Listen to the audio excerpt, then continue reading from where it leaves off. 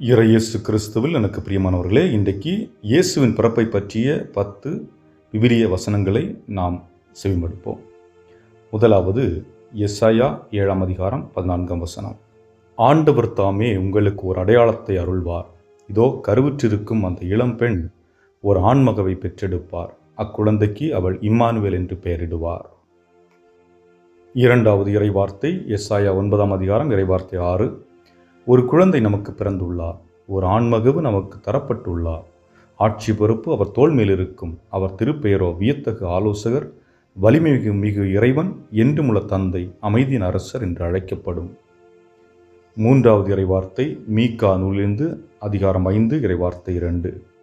நீயோ எப்ராத்தா எனப்படும் பெத்லகேமே, யூதாவின் குடும்பங்களுள் மிகச் சிறியதாயிருக்கின்றாய். யாயினும் இஸ்ரவேலை என் சார்பாக ஆளப்போகின்றவர் உன்னிடமிருந்தே தோன்றுவார். நாலாவது இறைவார்த்தை மத்தேயு 1ஆம் அதிகாரம் 23ஆம் வசனம். இதோ கன்னி கருவுற்று ஒரு ஆண்மகவை பெற்றெடுப்பார். அக்குழந்தைக்கு இம்மானுவேல் என பெயரிடுவர்.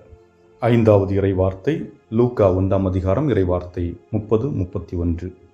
பானுதர் அவரை பார்த்து, மரியா, அஞ்ச வேண்டாம், கடவுளின் அருளை கண்டடைந்துள்ளீர். இதோ கருவுற்று ஒரு மகனை பெறுவீர்.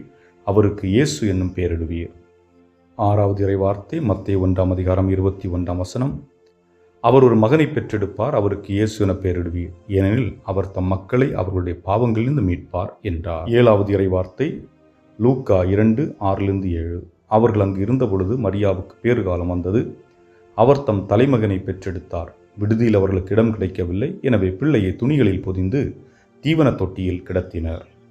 எட்டாவது இறைவார்த்தை லூக்கா 2ஆம் அதிகாரம் இறைவார்த்தை 10-11 முடிய.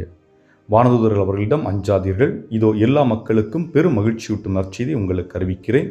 இன்று ஆண்டவராகிய மெஸ்ஸியா எனும் மீட்பர் உங்களுக்காக தாவீதின் ஊரில் பிறந்திருக்கிறார்.